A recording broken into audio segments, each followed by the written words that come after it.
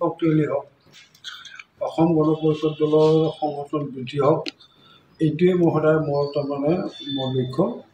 আৰু যদি মই নিৰ্বাচনখিনি বৰপেটা লোকসভা সমষ্টিৰ পৰা নিৰ্বাচিত হ'লেই লোকসভাৰ মজিয়ালৈকে এগৰাকী প্ৰতিনিধি পঠাব পাৰিলে যদি অসম গণ পৰিষদ শক্তিশালী হয়, গতিকে মই আটাইতকৈ সুখী।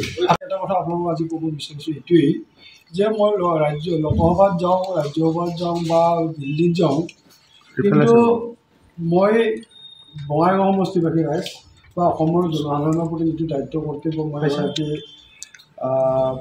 জনপ্ৰতিনিধি হিচাপে সেই দায়িত্বখিনি মই পালন কৰি যাম। আপোনালোকে আৰু ভৱিষ্যতে দেখা পাব আপোনালোকে যে মই লোকসভালৈকে নিৰ্বাচিত হৈ গ'লেও